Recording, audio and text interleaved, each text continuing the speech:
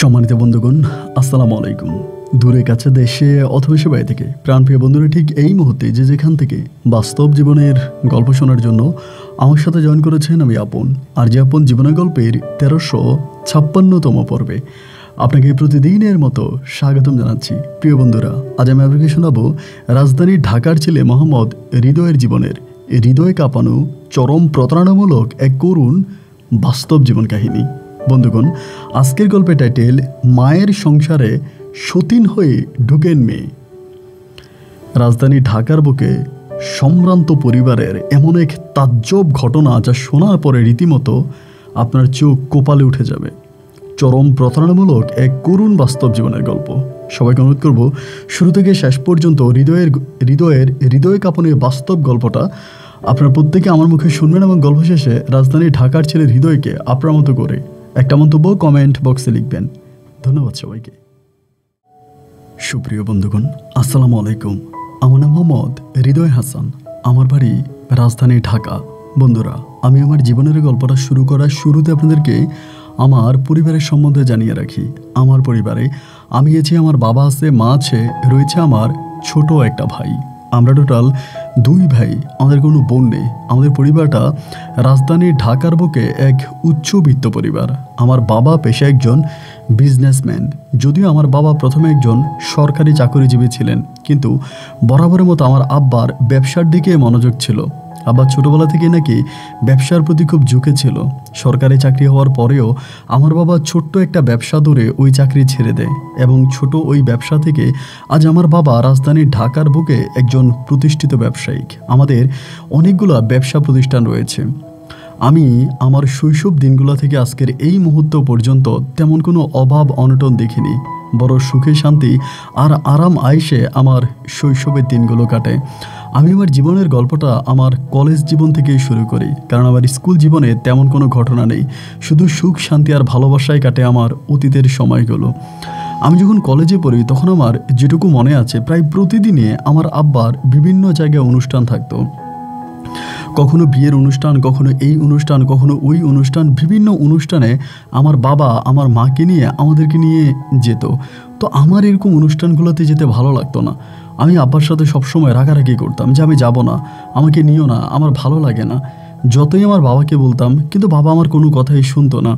পরিবারের সবাইকে নিয়ে আব্বা পার্টিতে যাবে, এটাই ছিল আমার আব্বার স্বপ্ন।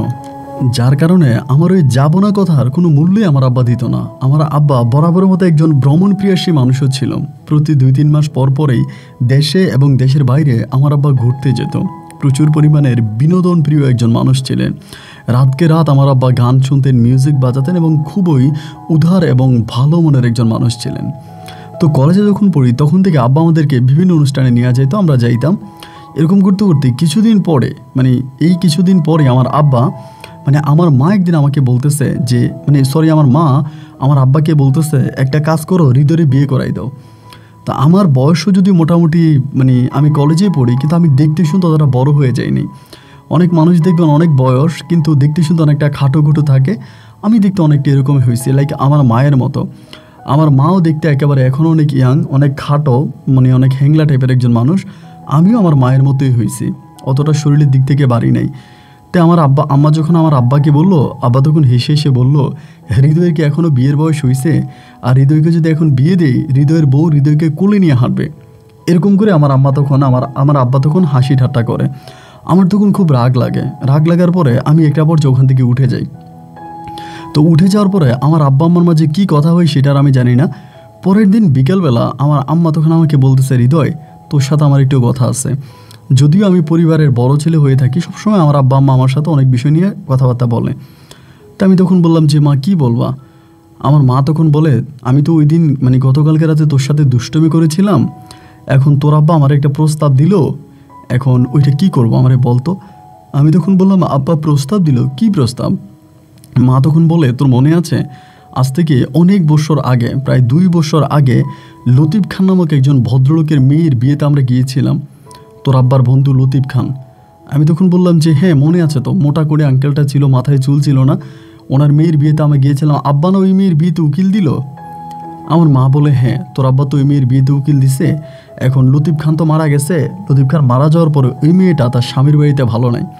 শুনেছিলাম তার স্বামীর সাথে নাকি তার প্রতিনিয়তই ঝগড়া ঝাঁটি ঝামেলা হইতেছে এবং সবসময় তোর আব্বাকে নিয়ে যায়, তোর আব্বুকে ফোন করে নিয়ে যায়, তোর আব্বা ওখানে যায়, দরবার করে, মেল করে, ই করে ওই করে, এবং তোর আব্বা এখন বলতেছে ওই মেয়েটাকে ওই পরিবার থেকে নিয়ে আসবে, ওই পরিবার থেকে নিয়ে আসবে এবং মেয়েটাকে ওই পরিবার থেকে নিয়ে এসে আমাদের পরিবারে আনবে, আর আমাদের পরিবারে এনে তোর আব্বা দেখে শুনে মেয়েটাকে অন্য কোথাও বিয়ে দিয়ে দিবে, যেহেতু মেয়েটা তোর বাবাকে বাবা ডাকে আর আমাকে মা ডাকে, যেহেতু তোর বাবা ওই বিয়েতে উকিল দিয়েছে, তোর বাবা উকিল বাপ আর আমি উকিল মা।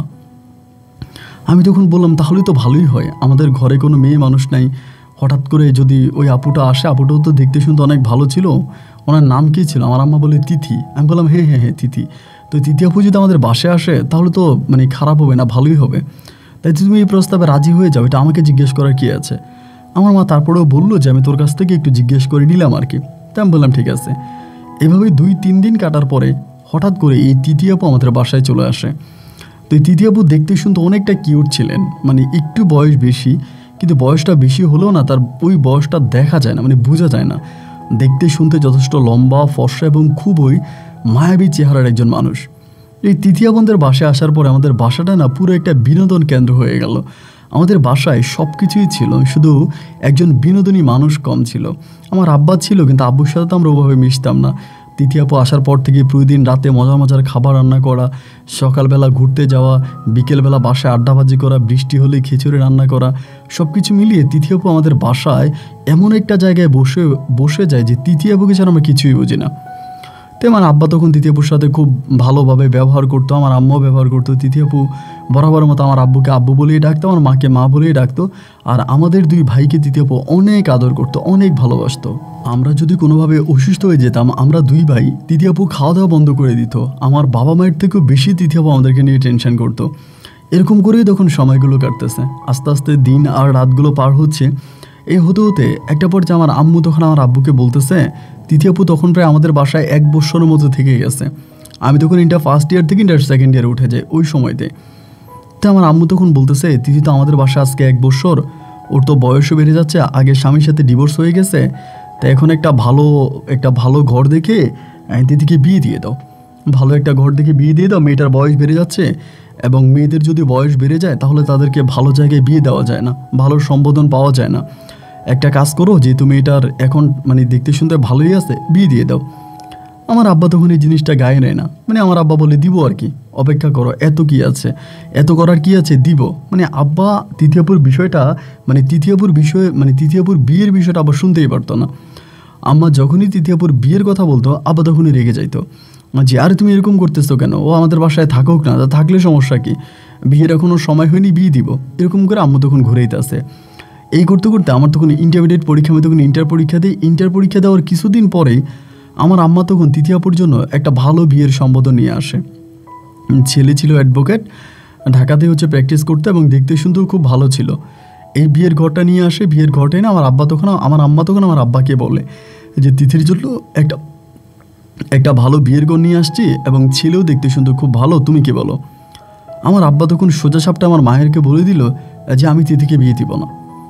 আমার আম্মা বলো, মা এটা আপনি কী ধরনের কথা বলেন, এই মেয়ে তার আগের স্বামীর সংসার ছেড়ে আমাদের ঘরে চলে আসছে, ওই কি আমাদের ঘরে আইবুড়ো হয়ে যাবে, আর কয়েক বছর পর তোর বিয়েই হবে না, ওর যে পরিমাণের বয়স হয়েছে যত দ্রুত সম্ভব ওকে বিয়ে দিয়ে দেওয়া উচিত, আমরা কি মেয়েটাকে আমাদের ঘরে রেখে তার জীবন নষ্ট করব? আমার আব্বা তখন বলতেছে, জীবন নষ্ট করার কি আছে, এখানে তো জীবন নষ্ট করার কিছু নেই, ও থাকুক না আমার ঘরে, আমার ঘরটা এমনিতেই অন্ধকার হয়ে থাকে, আমার কোনো মেয়ে নাই, ওই তো আমাকে বাবা ডাকে, ওই তো আমার কাছে আমার মেয়ের মতো, তো থাকুক না আমার বাসায়, তুমি এরকমটা কেন করতেছো? আমার আম্মা তখনও বরাবরের মতো আব্বুর সাথে ঝগড়া করে তিথি আপুর বিষয় নিয়ে, কিন্তু তিথি আপু কোনো কিছুই বলে না, বিয়ে দেখ বা না দেখ এতে তিথি আপুর কিছুই যায় আসে না। আমরা যদি ওনাকে জিজ্ঞেস করতাম যে তিথি আপু তুমি কি বিয়ে বসবা, তো উনি চুপচাপ হাসতো, কিছু বলতো না, বলে তোমরা যদি দিয়ে দাও তাহলে বসে যাব, আর তোমরা যদি না দাও তাহলে বসবো না, মানে এরকম করে কথাবার্তা বলে। তো উনি আবার জিম করতো, মানে প্রতিদিন সকালবেলা ছাদে যায় জিম করতো, ব্যায়াম করতো, ওনার বডি এত সুন্দর ছিল যা বলার মতো না। তো যাই হোক, এরকম করে ভালো ভালো বিয়ের প্রপোজালগুলো আসতেছে, কিন্তু আমার আব্বা একটার পর একটা নষ্ট করতেছে। আমার আম্মা এই নিয়ে ভীষণ রাগান্বিত। এরকমভাবে প্রায় বেশ কয়েকটা মাস কেটে গেল। কয়েকটা মাস কেটে যাওয়ার পরে একদিন আমি আমার ফ্রেন্ডদের সাথে একটা মাঠে খেলতে গেলাম। আমি এবার ক্রিকেট খেলতাম, মানে মিরপুর স্টেডিয়ামের ওই দিকেই একটা মাঠে, আমরা তখন ওই স্টেডিয়ামে না, স্টেডিয়ামের পার্শ্ববর্তী একটা এলাকায় মানে শর্ট বাউন্ডারি একটা ক্রিকেট টুর্নামেন্টে গেলাম। তো ওইখানে ক্রিকেট খেললাম। ক্রিকেট খেলে আসার পরে বিকেলবেলা মানে ক্লান্ত শরীর নিয়ে মাঠের একটা কোণার মধ্যে ওই সময়তে বসে আছি। তারপর বসে থাকার পরে মানে অনেকক্ষণ ধরে বসে আছি, ভাল লাগতেছে না, মানে মনটা কেমন জানি লাগতেছে, ওই জন্য ওখানে বসে আছি। তো অনেকক্ষণ বসে থাকার পরে হঠাৎ করে একটা লোক, আমি ওনাকে চিনি না, মানে মোটামুটি একটু বয়স্কই হবে, আমার কাছে আসছে। আইসা আমার বলতেছে যে তোমার নাম কি হৃদয়? এমনিই বলে। লোকটাকে দেখার পর আমার কাছে মনে হলো ওনাকে আমি কোথায় যেন দেখেছিলাম, কিন্তু কোথায় দেখেছি এইটা এক্স্যাক্টলি আমার মনে পড়তেছে না যে কোন জায়গায় দেখেছি, বাট মনে হলো যেন কোথায় দেখেছি। পরে আমি বললাম যে হ্যাঁ আমার নাম হৃদয়। তো আমারে বলে ভালো আছো? তাই আমি বললাম যে হ্যাঁ আলহামদুলিল্লাহ ভালো আছি। আপনাকে তো ঠিক চিনলাম না।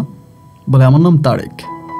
আমি বললাম তারেক? তো তারেক নামের কাউকে তো আমি চিনি না, আমার মনে হয় না যে আপনি আমার পরিচিত। বলে তোমার চেহারাটা আমার মনে আছে। আমি খুব মানে কনফিউশনে ছিলাম যে তুমি আসলেই হৃদয় কিনা, যার জন্য এসে জিজ্ঞেস করছিলাম যে তুমি হৃদয় কিনা। তো আমি বললাম যে ঠিক আছে, কিন্তু আমি তো আপনাকে চিনলাম না আঙ্কেল। পরে বলে আমি তোমার আঙ্কেল হব না, আমি তোমার ভাইয়া হব।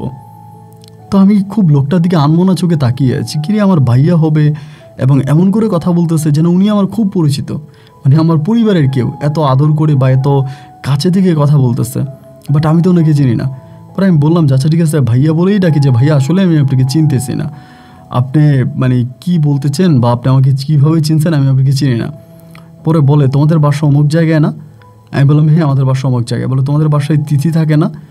যখন তিথি আপুর কথা বললো তখন আমি একটু মানে ভালো করে তাকাইলাম, কিরে উনি তিথি আপুরই চিনে কেমনে? পরে আমি বললাম যে হ্যাঁ তিথি আপু তো আমাদের বাসায় আছে, কিন্তু আপনি তিথি আপুকে কীভাবে চেনেন? পরে লোকটা বলতেছে যে আমি তিথির হাজব্যান্ড। আমি বললাম তিথি আপুর তো ডিভোর্স হয়ে গেছে অনেক বছর আগে, তা আপনি ওনার হাজব্যান্ড কীভাবে?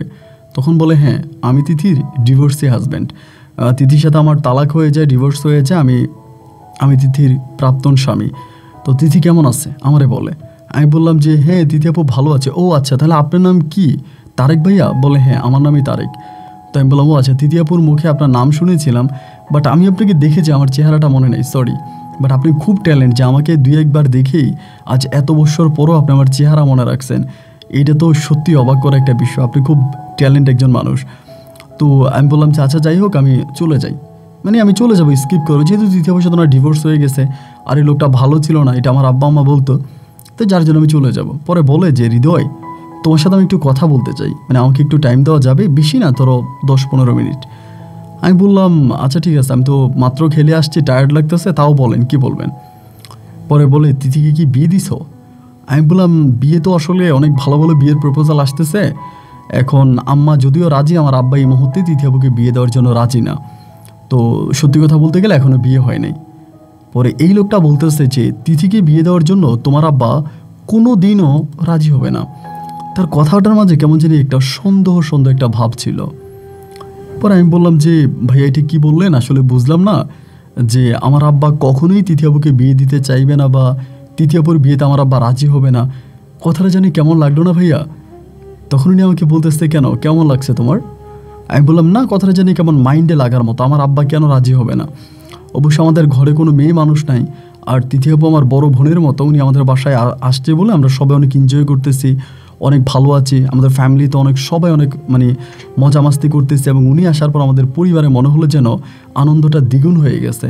হয়তো এই জন্যে আমার আব্বু তৃতীয় আপুকে এই মুহূর্তে বিয়ে দিতে চায় না, এটাই হতে পারে।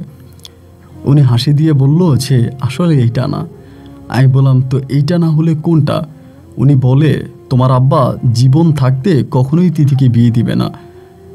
আমি বললাম যে আবারও, তখন আমি জিজ্ঞেস করলাম মানি? বলে মানি হচ্ছে এইটা যে তিথি হচ্ছে তোমার আব্বার শিমুল তুলার কোলভালিশ। আমি বললাম ভাইয়া আপনি মনে হয় আমাকে খুব বাজে করে কথা বলতেছেন, আপনার ইঙ্গিতটা আমার কাছে অ্যাকচুয়ালি ভালো লাগতেছে না। মানে তিথি আপু আমার আব্বার শিমুল তুলার কোলবালিশ, কথাটা আপনি কিভাবে বলতে পারলেন, বা এই কথাটা তো আসলে আপনি ঠিক বলেন নাই। উনি বলে আমি ঠিক বলি নাই মানে আমি 100% ঠিক বলছি। তোমার আব্বা আমাদের বিয়ের উকিল বাপ ছিল, এই উকিল বাপ হয়ে সে আমাদের বাসায় মাঝে মাঝে আসতো। আমার শ্বশুর মারা যাওয়ার পরে সবসময় আমাদের বাসায় আসতো, আমাদের সাথে একটা ভালো সম্পর্ক ছিল। সেই সম্পর্কের সূত্র ধরে তোমার আব্বা দিনে রাতে যে কোনো সময় আসতো, আর আমিও বরাবরের মতো তোমার আব্বাকে বাবার নজরেই দেখতাম। কিন্তু যখন আমি আমার চোখের দৃষ্টিতে এমন কিছু দেখতে শুরু হয়েছি যেটা বলতেও আমার ঘৃণা লাগতেছে, আল্লাহর আশ্বাজিম কাঁপতেছে, কারণ আমার বউ তাকে বাবা বলে সম্বোধন করতো, যেটা আমি নিজের চোখে দেখেছি। এটা আসলে কি বলবো তোমাকে, এটা নিয়েই তিথির সাথে আমার ঝগড়া ঝাঁটি ঝামেলা, সেখান থেকেই প্রবলেম। এবং একটা পর্যায়ে তোমার আব্বা তিথিকে আমার ঘর থেকে নিয়েই গেল আর আমাকে ডিভোর্স করাই দিল। মূলত তোমার আব্বা তিথিকে পছন্দ করে, শুধু পছন্দই করে না, আমি খবর পেয়েছি তারা নাকি বিয়েও করে ফেলেছে। আমি তখন লোকটার কথাগুলো শুনে আমার কাছে মনে হচ্ছে যেন আমি আসমান থেকে পড়লাম, চিঠি কি বলে আমাকে, এইটা কিভাবে সম্ভব, এটা কেমন কথা। আমি তখন বললাম যে আপনি এগুলো কী বলতেছেন, এই কথাগুলো যদি আমার আব্বা শোনে তাহলে আমার আব্বা কিন্তু আপনাকে আস্ত রাখবে না। আমার আব্বা কিন্তু খুব ডিয়ারিং টাইপের একটা মানুষ, আপনি তো আমার আব্বাকে অবশ্যই ভালো করেই চিনেন। উনি তখন বলে তোমার আব্বা এগুলো শুনলে তোমার আব্বা চুপ থাকবে, কারণ তোমার আব্বা কি করছে না করছে আমার থেকে তোমার আব্বাই ভালো জানে। তোমার আব্বা কত খারাপ চরিত্রের একটা মানুষ এটা আমি তোমাকে বলে বোঝাতে পারবো না। যাক ভাই, তোমারে পাইলাম, তোমার দুঃখের কথাগুলো বললাম, যদি পারো আমার এই কথাগুলো একটু চিন্তা করো আর বাস্তবতার সাথে মিলিয়ে নিও, আমি তাহলে চলে যাই। এই বলেই তখন এই তারেক ভাই আমার কাছ থেকে চলে গেল। এবং লোকটার চলে যাওয়ার পরে আমি সেই ঘাসের উপরেই বসে আছি। বসতে বসতে চিন্তা করতেছি যে উনি যে কথাগুলো বলল, কথাগুলো কি সত্যিই যুক্তিসম্মত? এই কথাগুলো কি আসলেই সত্যি? আমার বাবা কি কখনোই তিথি আপুকে অন্য কোথাও বিয়ে দিবে না? তিথি আপুর সাথে আমার বাবার কি অবৈধ সম্পর্ক আছে? যদি অবৈধ সম্পর্ক নাই থাকবে তাহলে আমার বাবা তিথি আপুর জন্য এত ভালো ভালো বিয়ের সম্বোধন আসার পরেও কেন তিথি আপুকে বিয়ে দেয় না? শুধু তাই নয়, আব্বা কেন তিথি আপুর সাথে এতটা ক্লোজ? আব্বা যেখানেই যায়, যে কোনো পার্টিতে যায়, যে কোনো অনুষ্ঠানে যায়, সবসময় তিথি আপুকে সাথে করে নিয়ে যায়। তিথি আপুকে ছাড়া আমার আব্বা কোথাও যায় না। এবং এমনও হয় যে আমাদের খোঁজখবর আব্বা ভালোভাবে না নিলেও সারাক্ষণ তিথি আপুর খোঁজখবর নেয়। তিথি আপুর ঘরে গিয়েও আব্বা ঘন্টার পর ঘন্টা কাটিয়ে দেয়। কারণটা কি? তাহলে কি তারেক ভাইয়া যেটা বলেছে এটাই সত্য, এটাই বাস্তব? আমি কোনোভাবেই তখন বুঝতে পারতেছিলাম না যে আমি কি বলবো বা কি করব। জায়গার মধ্যে তখন একেবারে চুপ হয়ে বসে আছি। এবং অনেকক্ষণ পরে মাগরিবের আজান দিল। মাগরিবের আজানটা দেওয়ার পরে আমি মাঠ থেকে তখন আস্তে আস্তে বের হলাম। বের হয়ে বাসায় আসছি, রাত্র প্রায় 9টা থেকে 10টা মতো বেজে গেছে। বাসায় আসার পরে গোসল করছি, গোসল করে আমার বাসার বারান্দায় গিয়ে বসে আছি। তা আমার আম্মা খুবই ট্যালেন্ট ছিল, আমার আম্মা অনেক চালাক, বিশেষ করে আমার দিক থেকে, আমাকে দেখলেই না, আমার মুখের দিকে তাকালেই না আমার আম্মা আমার অন্তরটা বুঝতে পারতো যে আমার ভিতরে কী চলতেছে, আমার মনের ভিতর কী চলতেছে, এটা আমার আম্মা দেখলেই বুঝে যেত। আম্মা তখন আমার দিকে তাকায় আছে, অনেকক্ষণ ধরে তাকায় থেকে বলে যে আমার রুমে গেছে, রুমে গিয়ে আমার বারান্দা দিকে তাকায় আছে, তাকায় থেকে বলে যে হৃদয় কিছু হয়েছে? আমি বললাম না মা, কিছু হয় নাই। আমি ঠিক আছে, কেন কিছু বলবা? মা আমারে বলে বাবারে, তোরে তো আমি পেটে ধরছি, আমি তোর মুখের দিকে তাকালে তোর মনটা স্পষ্ট দেখতে পাই, তোর মনের আকাশে অনেক মেঘ জমে আছে, কি হয়েছে বলতো মায়ের কাছে? আমি বললাম যে না মা, আসলে তেমন কিছুই হয় নাই, আর তোমাকে বলার মতোও তেমন কিছু না, অত সিরিয়াস ম্যাটার না। আচ্ছা মা ঠিক আছে, বাদ দাও, এইসব নিয়ে কথা নাই বললি, তুমি ঠিক আছো? আব্বা কই, তিথি আপু কই? আমার মা বলে কি হয়েছে আমার কাছে বলো। মা রে তখনও কিছু বললাম না।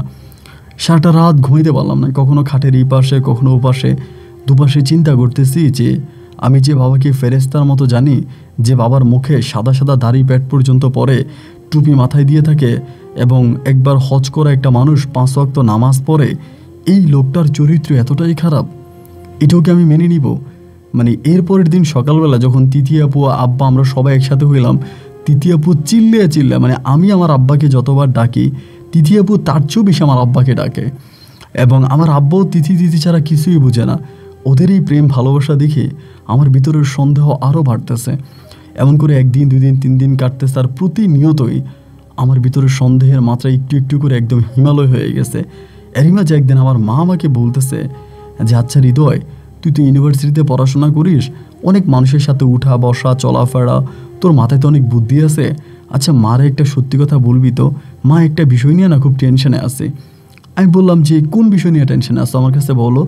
মা আমারে বলে আমি তিথির জন্য এত ভালো ভালো বিয়ের ঘরগুলো নিয়ে আসি, কিন্তু তোর বাবা প্রতিটা ঘর ভেঙে দেয়, এবং তোর বাবার সাথে তিথি তো তোর বাবার সাথে ব্লাডের কোনো সম্পর্ক নাই, তোর বাবার সাথে তো তিথির কোনো রক্তের সম্পর্ক নাই, তিথি তোর বাবাকে বাবা ডাকছে আর আমাকে মা ডাকছে, এভাবেও আমাদের পরিবারে আছে। কিন্তু তোর বাবার সাথে তিথির চলাফেরাটা, উঠা বসাটা রীতিমতো আমার কাছ থেকে কেমন জানি একটু সন্দেহ লাগতেছে। এবং তোর কি মনে হয় না যে তারা আসলে অনেক বেশি ক্লোজ, যেটা আসলে থাকা ঠিক না?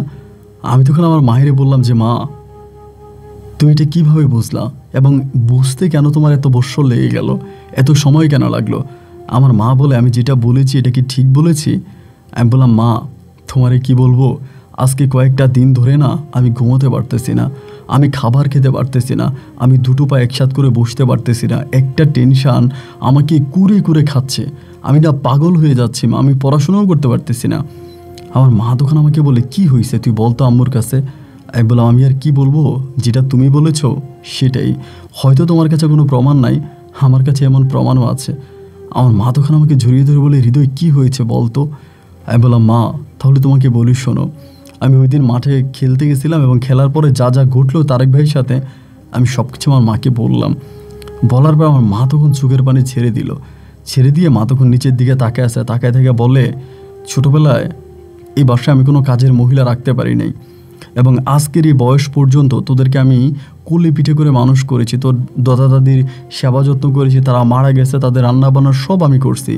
আমি বাসায় একটা কাজের মেয়ে রাখতে পারিনি, একটা কাজের মহিলা রাখতে পারিনি, শুধু তোর আব্বার কারণে।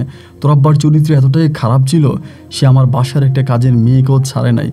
তো শেষ পর্যন্ত বুড়ো কাজের লোক রাখলে তোর আব্বা বিরক্ত করে গালাগালি করে গায়ে হাত তুলে মহিলাকে বিদায় করে দিত, আর ইয়াং যুবতী কোনো কাজের মেয়ে রাখলে তোর আব্বা খুব আরাম পাইতো, মেয়েটার সাথে ভালো করে কথা বলতো। একটা সময় মেয়ের সাথে তোর বাবার অবৈধ সম্পর্ক হয়ে যেত এবং এরপরে আমি অনেক কষ্টের পরে তোর আব্বাকে ওখান থেকে ফিরে আনতাম।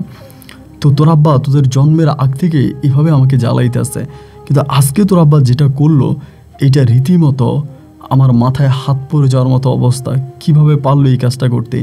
যে মেয়েটা পুরো বাড়ি দৌড়িয়ে দৌড়িয়ে তোর বাবাকে বাবা বলে ডাকে, আমাকে মা বলে ডাকে, তোদেরকে ভাই বলে ডাকে, এই মেয়েটার সাথে তোর বাবা এইরকম একটা সম্পর্ক, আল্লাহ এটা কিভাবে সম্ভব? আমি বললাম মা, আমি তো তাও জানি না, তুমি সন্দেহ করতেছো। আর তারেক ভাই আমাকে পুরো বিষয়গুলো ডিটেলসে বলল, আর আমিও এটার বাস্তব প্রমাণ পাচ্ছি, তা না হলে তৃতীয় বউকে কেন আব্বা বিয়ে দিবে না? আমার মা বলে, আমি এই মেয়েকে ঘরে রাখবো না, আমি মরে গেলে মরে যাব, আমার যা আছে তাই হবে, আমি আজকেই মেয়েকে ঘর থেকে বের করে দিব। আমি মারে বললাম যে মা, হুটহাট করে কোনো সিদ্ধান্ত নিও না, হুট করে কোনো সিদ্ধান্ত নিতে গেলে হিতি বিপরীত হয়ে যেতে পারে।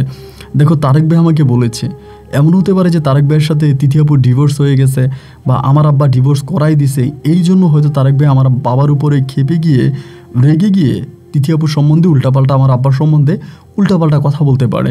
আর তৃতীয় আপু আমাদের ঘরে আছে, আমাদের ঘরটাকে উনি মাতিয়ে রাখতেছে, যার জন্য আব্বা হয়তো তৃতীয় আপুকে এই মুহূর্তে বিয়ে দিতে চায় না, যেই কারণে তুমি আমার আব্বাকে সন্দেহ করতেছো। আমরা সঠিক কোনো সিদ্ধান্তে যাওয়া ছাড়া, মানে সঠিক কোনো প্রমাণ ছাড়া হুটহাট করেই আব্বা কিংবা তৃতীয় আপুকে কোনো কিছু বলা ঠিক হবে না। আমার মা বলে, তাহলে তুই কি বলতে চাস? আমি বললাম, তুমি অপেক্ষা করছো, আর একটু অপেক্ষা করো, একটু ধৈর্য ধারণ করো, আমরা আরেকটু দেখি যে আসলেই কি এটা সত্যি কিনা, বা আমরা আরেকটু ক্লু খুঁজি, আরেকটু প্রমাণ খুঁজি। আমার আম্মা বলে, আমি প্রমাণ খুঁজতে খুঁজতে কি আমার ঘরের সতীন ডেকে নিয়ে আসছে? আমি কি এই মেয়ে কি আমার সংসারে সতীন হয়ে ঢুকছে? মা ডেকে কি আমার সংসারে সতীন হয়ে ঢুকলো? আমি বললাম, মা তুমি জানো, তারেক ভাই আমাকে এটাও বললো যে আমার আব্বার সাথে নাকি তৃতীয়পুর বিয়ে হয়ে গেছে। আমার মা তখন চিৎকার দিয়ে কান্না করলো। আমি বললাম, মা তুমি কান্না থামাও, তুমি হুটহাট করেই কান্না করো না, আমরা এখনও ওভাবে কোনো কিছু প্রমাণ পাই নাই, হুটহাট করে এখনও কোনো সিদ্ধান্ত নেওয়া ঠিক হবে না, তুমি একটু অপেক্ষা করো, তুমি শান্ত থাকো, আমাকেও শান্ত থাকতে দাও, আমরা আপাতত এই বিষয়গুলো আমাদের মাঝে রাখবো, আমরা পরিবারের কাউকেই বিষয়গুলো জানাবো না, তিথি আপুকেও না, আমার বাবাকেও না, কাউকেই জানাবো না, আমরা আমাদের মতো করে থাকবো, এরপরে আমরা ধরবো, সময় হলে আমরা ধরবো, মা তুমি একটু অপেক্ষা করো। মাকে হাতে পায়ে ধরে রিকোয়েস্ট করে বুঝিয়ে শুনে আমি মাকে কিছুটা শান্ত করলাম, ঠান্ডা করলাম, এবং ঠান্ডা করার পরে আমি আর মা দুজনেই তখন ফাঁদ পেতে আছি যে কীভাবে ধরা যায়। মানে আব্বা করতো কি, তৃতীয় আব্বা রুমে ঢুকে যেত, তৃতীয় আব্বা রুমে ঢুকে না আব্বা দরজা লাগাই দিত। এখন দরজা লাগাই দিত, আমার আম্মা তখন পিছন থেকে দরজা ধাক্কাইতো, মাঝে মাঝে আমি গিয়ে দরজা ধাক্কাইতাম যে আব্বা এই ঘরে বলতে কী করেন, বেরোন। তো আব্বা তখন বেরোয়, এই কী হয়েছে, ডাকাডাকি করতেছিস কেন? তা আমি বলতাম যে এই ঘরের মধ্যে আপনি কী করেন, একে একে ওই ঘরের মধ্যে বসে থাকেন কেন, বা ওনার ঘরে গিয়ে আপনি দরজা লাগাই দেন কেন? তো একদিন, 2 দিন, 3 দিন, 4 দিন এগুলো করতেছি, আব্বাকে ওভাবে ধরতে পারি না, কিন্তু তৃতীয়াপুর সাথে ঘরের মধ্যে গেলে আব্বা দরজা লাগাই দিত।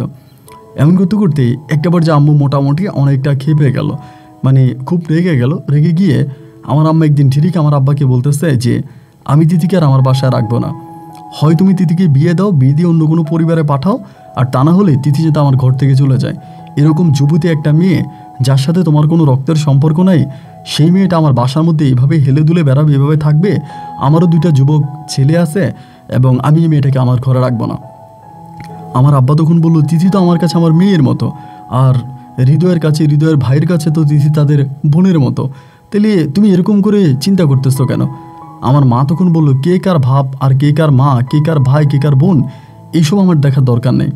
আমি যেটা বলছি সেটাই, হয় তিথিকে তুমি বিয়ে দিয়ে ঘর থেকে বিদায় করবা, নাইলে তিথিকে তুমি এই ঘর থেকে নিয়ে যাবা। তুমি তিথিকে কই রাখবা না রাখবা এগুলো আমার দেখার প্রয়োজন নাই, আমি যেটা বলছি সেটাই করো। তো এইভাবে 2 দিন কেটে গেল এবং ওই 2 দিনের মাঝে তিথি আপু খুব রাগ করছে আমার আম্মার কথায়। তিথি আপু ঘরের মধ্যে বসে বসে দরজা আটকে আটকে কাঁদতো। আমি গেলে মানে আমি যদি জিজ্ঞেস করতাম যে আপু কান্না করো না, বলে মা কীভাবে পারলো আমাকে এরকম কথা বলতে। এবং এর 2 দিন পরে একদিন তিথি আপু নিজেই বলতেছে আমাদের ঘর থেকে চলে যাবে, মানে একদম রেডি হয়ে গেছে। সকালবেলা 11টার দিকে উনি বেরিয়ে যাবে। আব্বা তখন ড্রয়িং রুমে বসে আছে। আব্বা তখন তিথি আপুকে বলতেছে যে তুই ঘরে যা, তোর মায়ের মাথা ঠিক নেই, কি উল্টাপাল্টা কথা বলতেছে, বাদ দে, তুই ঘরে যা। তিথি আপু বলতেছে না আমি ঘরে যাব না, আমি ঘরে যাব না, আমি চলে যাব। আমার আব্বা বলতেছে তুই ঘরে যা, তো আমি বলতেছি তুই ঘরে যা। কিন্তু তিথি আপু আমার আব্বার কথাকে অতিক্রম করে, আমার মায়ের কথা অতিক্রম করে, আমাদেরকে অতিক্রম করে তিথি আপু একদম রাগ করে ঘর থেকে বেরিয়ে গেল। তিথি আপু যখন ঘর থেকে বেরিয়ে গেল, আমার আম্মা তখন মনে হয় যেন তার ভুলটা বুঝতে পারছে। আম্মা তখন অনেকটা অনুশোচনা করতে শুরু করলো। আমার কাছে এসে বললো যে তুইও আমারে কত কথা বললি, আমিও কথা বললাম, দুজনে মিলে সন্দেহ করে এই মেয়েটাকে আমরা ঘরের বাইরে করে দিলাম। এই মেয়েটা তো আমাদের অনেক উপকার করতো, আমাকে মা করে ডাকতো, আমার গলা জড়িয়ে ধরে থাকতো, তোদের সাথে এত ভালো সম্পর্ক ছিল, আমরা ভুল বুঝে না কোনো মিথ্যে কোনো কারণে দিদিকে আমরা ঘর থেকে বিদায় করে দিলাম। আমরা কি কাজটা আদৌ ঠিক করলাম? আমরা তখন অনেক মন খারাপ করে ফেলে। আমি তখন বললাম যে মা ঠিক আছে, মন খারাপ করো না, যা হবার তা হয়েছে। আমি তিথি আপু আর কোথায় বা যাবে, আগে পরে তিথি আপু চলে আসবে, তুমি মন খারাপ করো না, উনি আর কত দূরে যাবে, আর তিথি আপুকে আমি নিয়ে আসবো, তুমি মন খারাপ করো না। আমার আম্মা বলতেছে যে না রে, মেয়েটা খুবই মন খারাপ করে গেছে, এতটাই মন খারাপ করে গেছে এই মেয়েটা মনে হয় না আর কখন আমার বাসায় আসবে। এই কাজটা আমি আসলে ভালো করি নাই, এটা আমি চরম অন্যায় করছি। আচ্ছা তুই যদি পারিস তিথিরে নিয়ে আসিস। আব্বুও তখন আম্মারে গালাগালি করে যে মেয়েটার মা নাই, বাবা নাই, ইতিম একটা মেয়ে, আমাকে উকিল, আমাকে বাবা ডাকছে, আমার ঘরে ছিল, তুমি এইভাবে মেয়েটার সাথে খারাপ ব্যবহার করলা, এইভাবে খারাপ ব্যবহার করে মেয়েটাকে তুমি ঘর থেকে বিদায় করলা, তোমার মতো নিকৃষ্ট মানুষ হয় না। মানে প্রচণ্ড রকমের আমার আম্মুর সাথে আমার আব্বু খারাপ ব্যবহার করে। এরপর আমি তিথি আব্বুকে খুঁজতে শুরু করলাম, এইখানে ওইখানে বিভিন্ন জায়গায় ওনাকে আমি খুঁজতেছি, বাট কোথাও ওনারে পাই না। এত জায়গায় খুঁজছি তিথি আপুরে, কোথাও পাই না। মানে প্রায় 15-16 দিনের মতো আমার ইউনিভার্সিটিও বন্ধ, খাওয়া দাওয়া বন্ধ। আমি সারাদিন ওনারে খুঁজতাম, যেন এই ফ্রেন্ডের বাসায়, ওই ফ্রেন্ডের বাসায়, অনেক ফ্রেন্ডের বাসায় যাইতাম, ওনারে খুঁজতাম, কোথাও পাইনি। একদিন হঠাৎ মাথায় একটা আইডিয়া আসলো, কোথাও যেতে পাই না, ওনার আগের হাজব্যান্ডের বাসায় চলে গেল কিনা, মানে তারেক ভাইয়ের বাসায় চলে গেল কিনা। আমি তখন তারেক ভাইয়ের অ্যাড্রেসটার জন্য চেষ্টা করতেছি। তো তিথি আপুদের বাসায় একজন কাজের মানে কেয়ারটেকার ছিল আর কি, দারোয়ান, ওই ওনাদের বাসা, উনি তিথি আপুরে তো আসলে ভাড়া থাকতো, আর ওনারা তো রিস্ক ছিল না। তিথি আপুর আব্বা, আমার আব্বা ফ্রেন্ড ছিল, কিন্তু তিথি আপুর আব্বুর শুধু সামান্য একটা দোকান ছিল, একটা ছোট দোকান ছিল, এটা দিয়ে উনি চলতো, অতটা বড় লোক ছিল না কিন্তু। তো ওনার যে ভাড়া বাসায় থাকতো, ওই ভাড়া বাসায় যে দারোয়ান ছিল, ওই দারোয়ানটার সাথে তিথি আপুর আব্বুর অনেক ভালো সম্পর্ক ছিল। তারপর আমি দারোয়ানটার খোঁজ খবর বের করার পর দারোয়ানের মাধ্যমে তিথি আপুর মানে যে বিয়ে হয়েছিল তারেক ভাইয়ের সাথে, সেই তারেক ভাইয়ের অ্যাড্রেস আমি খুঁজে বের করি, ঠিকানা খুঁজে বের করি, এবং কিছুদিন পরে আমি তারেক ভাইয়ের বাসায় যাই। দিনের প্রায় 11টা থেকে 12টার কাছাকাছি ওনার বাসায় যাই। বাসায় যাওয়ার পরে জানতে পারি উনি বাসায় নিয়ে অফিসে। পরে ওনার কন্ট্যাক্ট নাম্বারটা আমি নিলাম, কন্ট্যাক্ট নাম্বার নিয়ে ওনাকে ফোন দিলাম। ফোন দেওয়ার পর উনি বললো তুমি আমার অফিসে চলে আসো, আমি অফিসে আছি। তো তারেক ভাইও কিন্তু আর বিয়ে করে নাই, ওই সময় পর্যন্ত উনি আর বিয়ে করে নাই। পরে আমি ওনার অফিসে গেলাম, অফিসে যাওয়ার পর উনি একটা চাকরি করে বেসরকারি কোম্পানিতে, ভালোই আছে, খারাপ না। পরে ওনার অফিসে গেছি, অফিসে যাওয়ার পর আমি বললাম তারেক ভাই, তিথি আপু কি আপনাদের বাসায় আছে, বা তিথি আপু কই আছে জানেন কেন? তারেক ভাই আমাকে বলতেছে তিথি তো তোমাদের বাসায় থাকবে, আমাদের বাসায় কেন থাকবে, ও তো আমাদের বাসায় আসার কথা না। আমি বললাম না তিথি, আপনি আমাকে ওই দিন উল্টাপাল্টা কথা বললেন, উল্টাপাল্টা কথা বলে আমার মাথা খারাপ করে দিলেন। আমি কি আমার মায়ের উল্টাপাল্টা বলছে? আমার আম্মা এরকম তিথি আপুকে মাইরা ঘর থেকে বের করে দিচ্ছে, বা তিথি আপু ঘর থেকে চলে গেছে। এখন তিথি আপুকে আমরা খুঁজতেছি, আমরা কোথাও খুঁজে পাচ্ছি না, আপনি কি জানেন কিনা উনি কোথায় আছে? পরে তারেক ভাই একটা হাসি দিয়া বলল, আর কেউ জানুক বা না জানুক, তোমার আব্বা কিন্তু ভালো করেই জানবে তিথি কোথায় আছে। তুমি তোমার আব্বাকে জিজ্ঞেস করো, তোমার আব্বাই একমাত্র বলতে পারবে তিথি কোথায় আছে। আমি বললাম, ভাই আপনি বারবার আমার আব্বাকে কেন পেঁচাইতেছেন? আমার আব্বা এই বিষয়ে কী জানবে? আমার আব্বাকে আপনি শুধু শুধু দোষারোপ করতেছেন। আমার আব্বা আসলে এই টাইপের লোকই না। তারেক ভাই তখন একটা হাসি দিয়ে বলল যে, হৃদয়, তুমি আমার বয়স অনেক ছোট হবা, আমি তোমাকে ছোটো ভাইয়ের মতোই দেখি, তাই আমি তোমাকে বলি, শোনো, তোমার তিথি আপু এটা একটা অভিনয় করে বাসা থেকে বের হয়েছে, আর এই অভিনয়টা তোমার বাবাই করাইছে। তুমি তোমার আব্বাকে ফলো করো, তোমার আব্বাকে খেয়াল করো, তোমার আব্বা কই যায় কী করে, তাহলেই তুমি তিথির সন্ধান পেয়ে যাবা। তিথিকে খোঁজার জন্য তোমার ওই আদালতে যেতে হবে না, কোর্টে যেতে হবে না, পুলিশকে জানাইতে হবে না, আর রাস্তা রাস্তা এইভাবে ঘুরতে হবে না। তোমার আব্বাকে খেয়াল করলে, তোমার আব্বার পিছনে যদি একটু ইনকোয়ারি করো, তাহলেই তিথিকে পেয়ে যাবা। এই কথা বলার পরে আমি তখন কী করলাম, বাসায় চলে আসছি। এই ঘটনা শুনে বাসায় এসে আমি বললাম যে আমি তো খুঁজতেছি পাই না। আমি তখন আব্বারে খুঁজতে শুরু করলাম। তিথি আপুর নাম্বারটা কিন্তু বন্ধ ছিল, ওনার যে কন্ট্যাক্ট নাম্বারটা ছিল ওইটাতে আমরা প্রতিনিয়তই ফোন দিতাম, আমি আমার মা আমরা সবাই কল দিতাম, বাট ওনার নাম্বারটা বন্ধ ছিল। আমাদের বাসা থেকে বের হওয়ার পরে উনি নাম্বারটা বন্ধ করে ফেলেন। তা আমার আব্বা তো ব্যবসায়িক কাজে কত জায়গায় যায়, এখানে যায় ওইখানে যায়, এই কাজ করে ওই কাজ করে, মানে অনেক ব্যস্ত থাকে। এখন আমি আব্বাকে পাহারা দিয়ে তো আর তিথি আপুকে খুঁজে পাবো না, এটা তো আর পসিবল না যে আব্বাকে এভাবে পাহারা দেওয়া, আব্বাকে এবং পাহারা দিয়ে তিথি আপুকে খুঁজে বের করা। এরকম করতে করতে আমার আব্বার মোবাইল ফোনটা কিন্তু বেশিরভাগ সময় আমার কাছে থাকতো। অনেক সময় আমার কাছে থাকার পরে আমি আব্বার নাম্বারগুলো একবার আমার নাম্বারের সাথে ডাইভার্ট করি। আমার আব্বা কিন্তু ফোন ইউজ করতো, বাট অতটা ভালো বুঝতো না, মানে ফোনের সেটিংসগুলো এত ভালো বুঝতো না কিন্তু আমার আব্বা। আমি তখন করলাম কি, আমার নাম্বারের সাথে আব্বার নাম্বারটা আমি ডাইভার্ট করলাম। এখন ডাইভার্ট করার পরে আমি দেখলাম যে একটা নাম্বার থেকে আমার আব্বার নাম্বারে প্রচুর কল আসে, এবং এই নাম্বারে আমার আব্বা প্রচুর কথা বলে, মানে 20 মিনিট 25 মিনিট ধরে কথা বলে।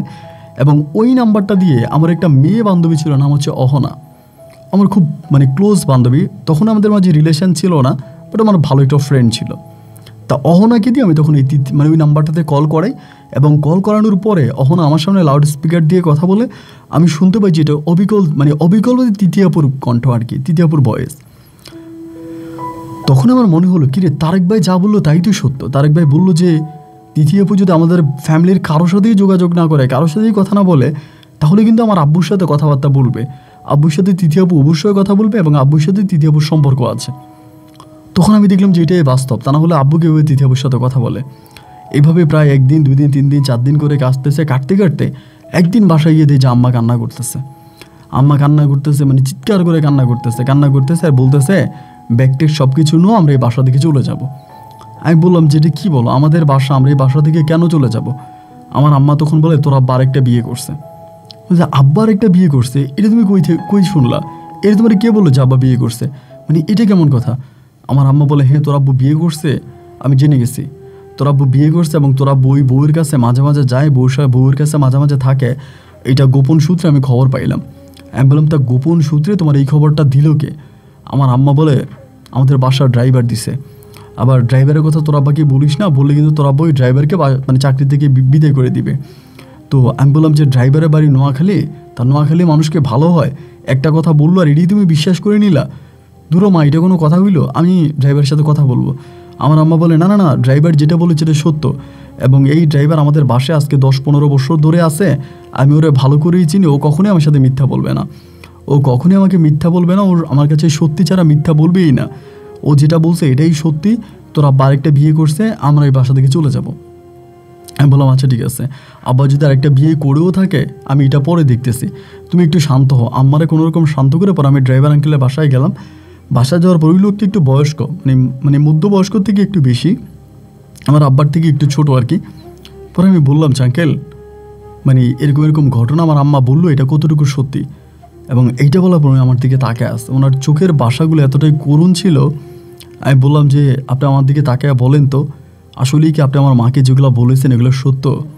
উনি বলে, হ্যাঁ, আমি তোমার মাকে যা বলেছি সবই সত্য। যদি তোমার বিশ্বাস না হয়, তোমার সৎমা অমুক বিল্ডিংয়ে অমুক তলায় এত রুমে আছে, তুমি এখানে গিয়ে খোঁজখবর নিতে পারো। তবে তোমাদের কাছে আমার একটা অনুরোধ, তোমরা তোমার আব্বাকে কোনো কিছু বইলো না, কারণ তোমার আব্বাকে কোনো কিছু বললে তিনি হয়তো আমাকে চাকরি থেকে বিদায় করে দিবে, আর আমাকে চাকরি থেকে বিদায় করে দিলে আমার কোনো দুঃখ না, আমার বয়স হয়ে গেছে, আর আমার ছেলেমেয়েরা সবাই চাকরি বাকরি করতেছে, এখন আমি বাড়িতে চলে গেলেও সমস্যা নাই, কিন্তু আমি চাই না আসলে তোমার আব্বার চোখে কালার হয়ে তোমাদের পরিবার থেকে যাওয়ার জন্য। তোমার বউ, তোমার আব্বার বউ অমুক জায়গায় আছে, তোমার সৎমা, আর তুমি যদি পারো খবর নাও। আমি বললাম আপনি কি কখনো আমার সৎমাকে দেখেছিলেন? উনি বলে না, আমি দেখি নাই, তবে তোমার আব্বা সবসময় ওখানে যাইতো, এবং আমি একদিন দারোয়ানের সাথে কথা বলি ওই বাসার, দারোয়ান আমাকে বলে এখানে নাকি তোমার আব্বার ওয়াইফ থাকে, ছোট বউ থাকে, এটা আমাকে দারোয়ান বলছে, আমি এটাই তোমার আম্মাকে জানাইছি। পরে আমি আমাদের বাসার ড্রাইভারের কাছ থেকে পুরো অ্যাড্রেসটা নিলাম। অ্যাড্রেসটা নেওয়ার পরে আমি মারে বললাম যে মা আমি সকালবেলা ওইখানে যাব, তুমি এরকম পাগলামি করো না। পরে আমার আম্মা বলে তুই যদি যাস তাহলে তোর সাথে আমিও যাব, ওইখানে তোর আব্বার কোন বউ আছে এইটা আমি দেখবো, মানে এইটা আমি দেখবো। আমি বললাম যে ঠিক আছে মা তুমি দেখো, বাট এখন শান্ত হও, এখনই কোনো পাগলামি করো না, এখনই এরকমটা করো না, তোমার যদি দেখার ইচ্ছা হয় তাহলে তুমি দেখো, বাট এখন শান্ত হও। পরে রাতের বেলায় শুয়ে চিন্তা করতেছি আমি যে সকালবেলা ওখানে যাব, আর আমার আম্মা নিজেও বলতেছে উনি আমার সাথে যাবে। ওইখানে যাওয়ার পর যদি আমি দেখি যে ওই বাসায় তৃতীয় আপু আছে, এখন এমনও তো হতে পারে যে ওখানে তৃতীয় আপু থাকতেই পারে, মানে যদি এরকমটাই হয় তৃতীয় আপু আছে, তাহলে আম্মা যদি তৃতীয় আপুকে সরাসরি ওই বাসায় গিয়ে দেখে তাহলে তো আম্মা তৃতীয় আপুকে মেরে ফেলবে, ওখানে ওনার গলা চিপে ধরো নাকি মেরে ফেলবে, শ্বাসরুদ্ধ করে মেরে ফেলবে। না, আম্মাকে ওই বাসায় নিয়ে যাওয়া যাবে না, আমি একাই যাব, আমি একা গিয়ে দেখবো যে আসলে ওই বাসায় কে আছে। পরের দিন আমি তখন আম্মাকে না বলে গোপনে বাসা থেকে বেরিয়ে গেছি। আম্মা তো আমাকে ফোন দিয়ে চিল্লাইতে আসে, তুই চলে গেলি কেন, আমারে নিলি না কেন? আমি বললাম মা আমি আগে দেখে আসি, এরপর তোমার নিয়ে যাবো। আম্মা আমার বলে তুই আমার নিলি না কেন, মানে খুব মানে আমার সাথে গালাগালি করতেছে। আব্বা তখন অফিসে চলে গেছে, আমি ওই বিল্ডিংয়ে গেছি। বিল্ডিংয়ে যাওয়ার পরে দারোয়ান আমাকে ঢুকতে দেয় না, মোটামুটি দারোয়ানকে ম্যানেজ করলাম, করে ঢুকলাম।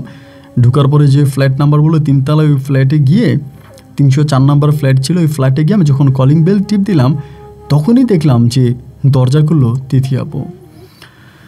তৃতীয় আপুকে দেখার পর আমার মাথায় তখন আসমানটা ভেঙে পড়লো, ইয়াল্লা কি। পরে আমারে উনি দেখে আবার দরজাটা লাগাই দিবে, আমি তখন হাতটা ঢুকাই দিলাম দরজার মধ্যে। আমি বললাম আপু দরজা লাগাও না। পরে আমি বাসার ভিতরে ঢুকছি, ঢুকার পর আমার বলে হৃদয় তুমি এখানে কেন আসছো?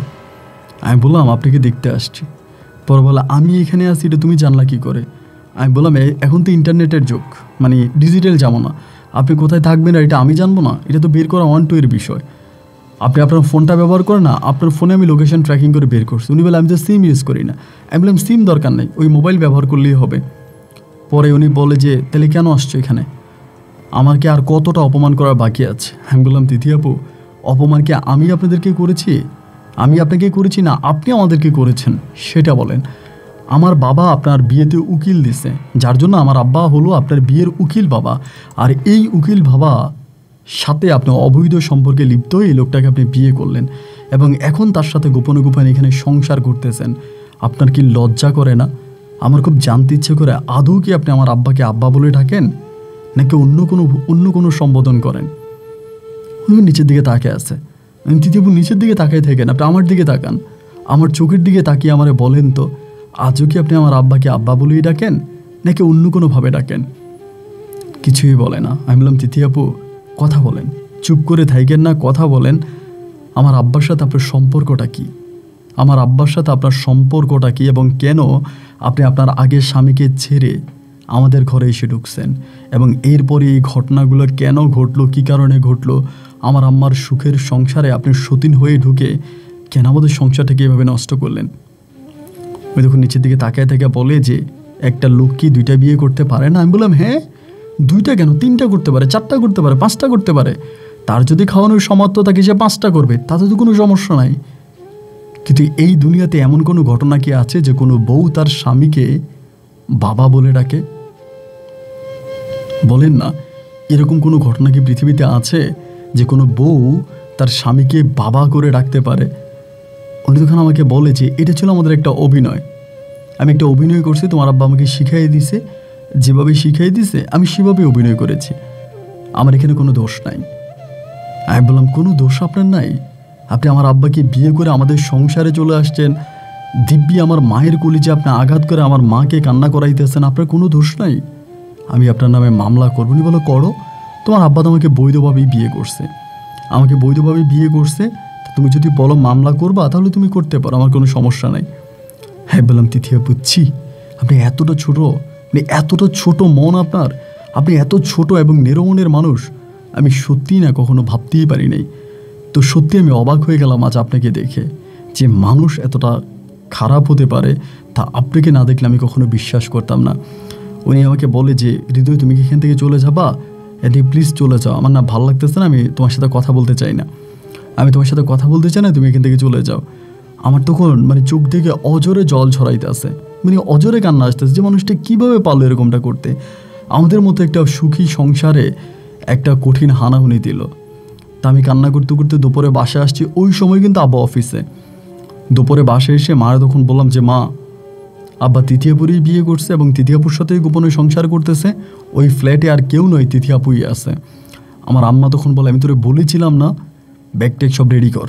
আমি বললাম যে দেখো ছোটো ভাইয়ের তো পরীক্ষা সামনে, আর আব্বির তো পরীক্ষা, কয়েকদিন পরেই পরীক্ষা, এখন এই সময় কি বাসা চেঞ্জ করা ঠিক হবে? আমার আম্মা বলে এখান থেকে আমরা চলে যাব, প্রয়োজনে তোর নানুর বাসা যেহেতু দূরে আছে, তোর খালার বাসায় গিয়ে উঠবো, ওইখান থেকে তোর ছোটো ভাইয়ের স্কুল কাছে, তার তোর খালার বাসায় গিয়ে উঠবো।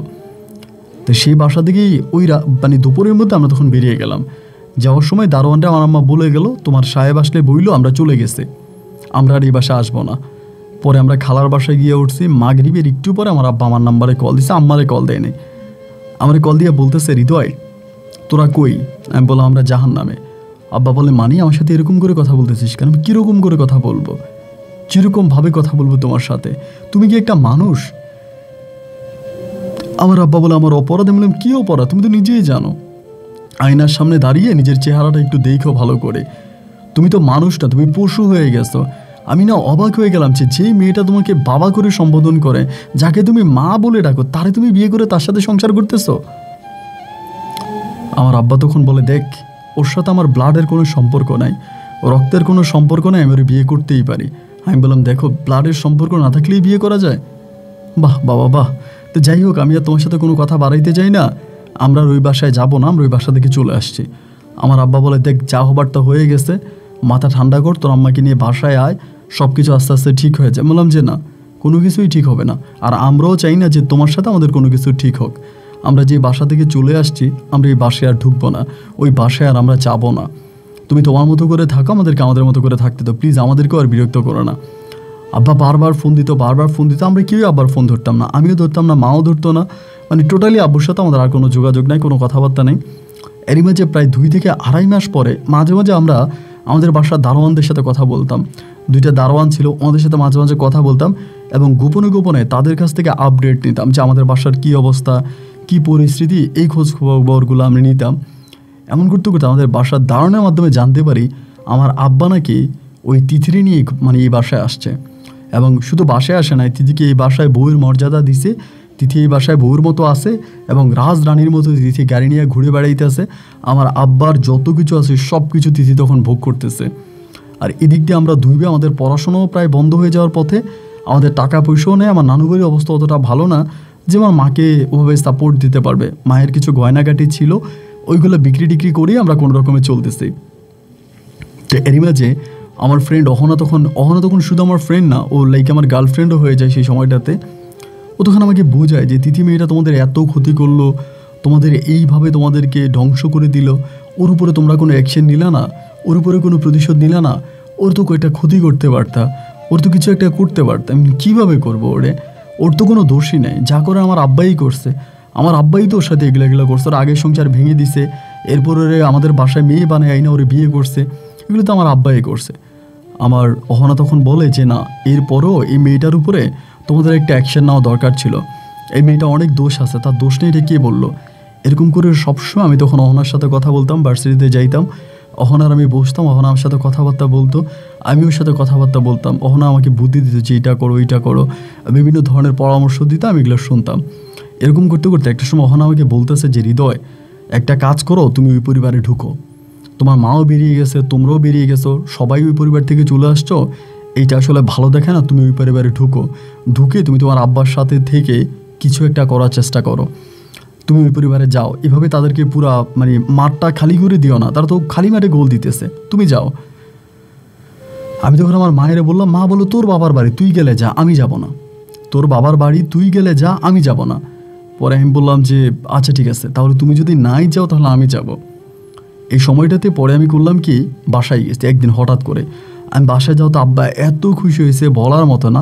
আব্বা আমারে বলে হৃদয় তুই বাসায় আসছিস, আব্বারে মাফ করে দে, আব্বা অন্যায় করছে, অপরাধ করছে, আমারে ক্ষমা করে দে, মানে আব্বা একদম ছোট বাচ্চার মতো আমার কাছে ক্ষমা চায়, মাপ চায়, যে আব্বা ঠিক আছে সমস্যা নেই, আমি কিছু মনে করি নাই, আচ্ছা ঠিক আছে, সব ঠিক হয়ে যাবে।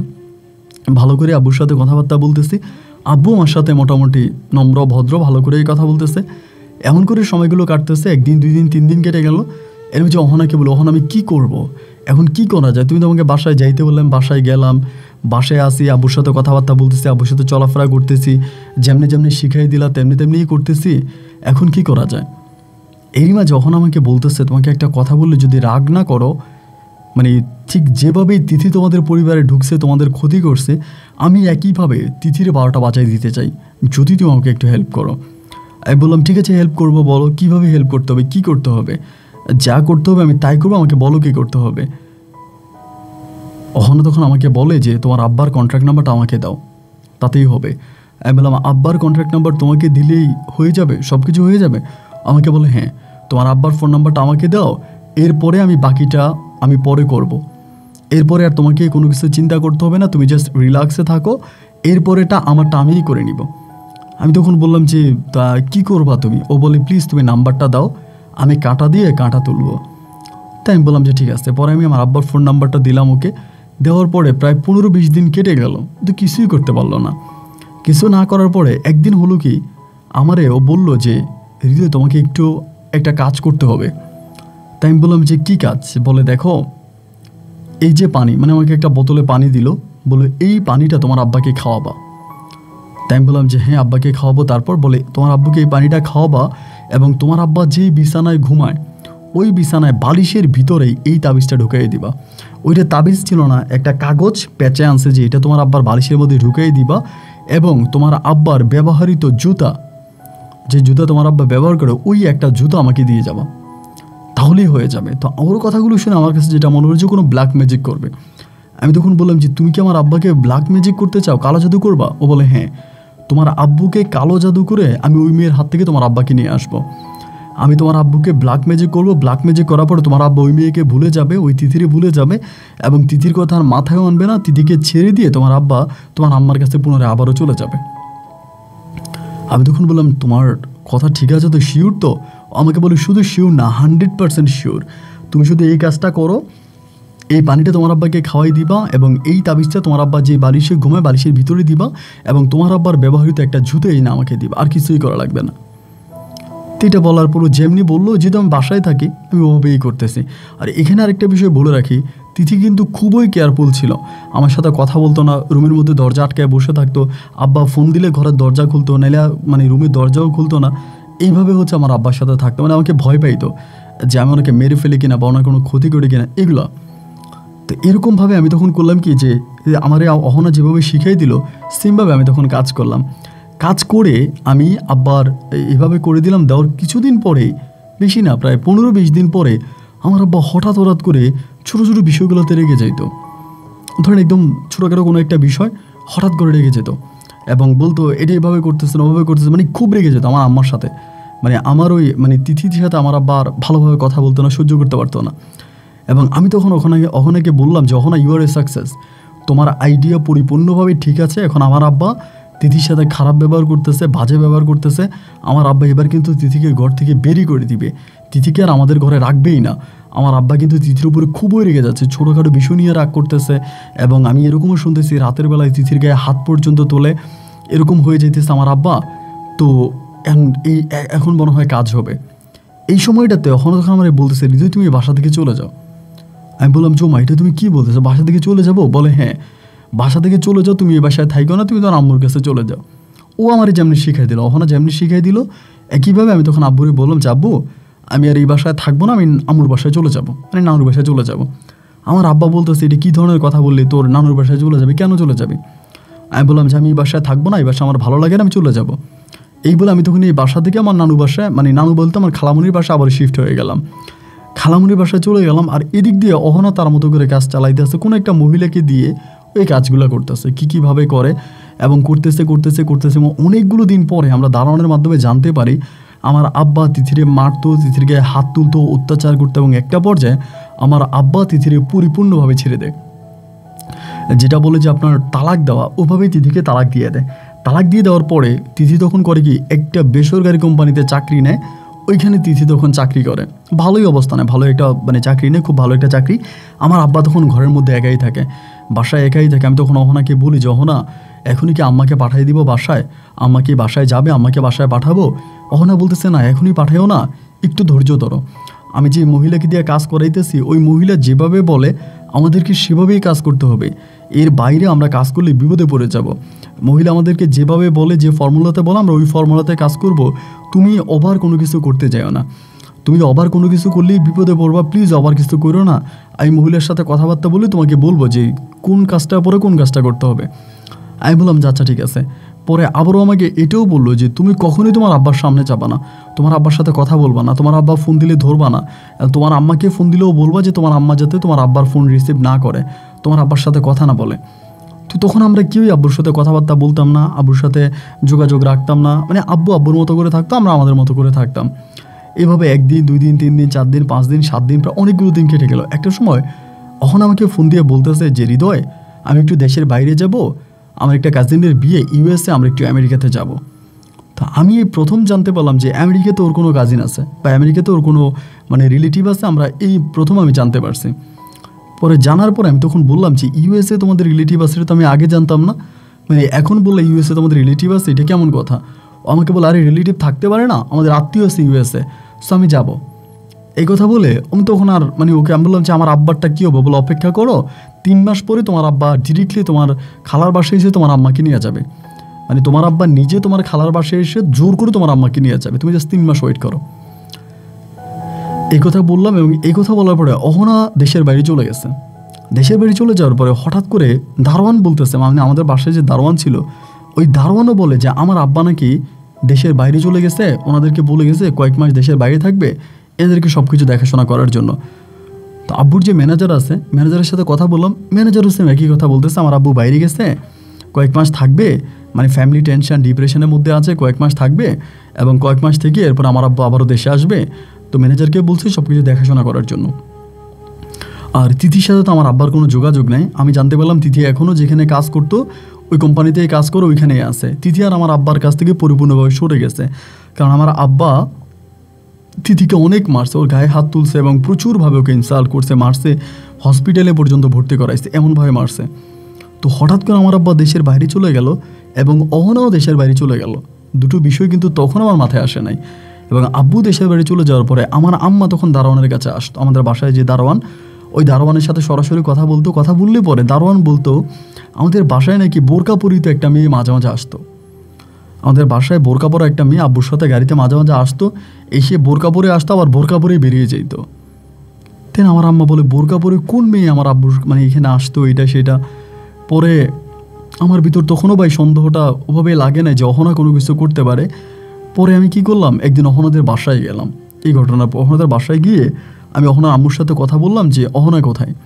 অহনার আম্মু বলতেছে অহনা নাকি ইতালি গেছে। তাই আমি বললাম ইতালি? অহনা বললো ইউএসএ যাবে, আপনাদের কোনো রিলেটিভ আছে কি না আমেরিকাতে?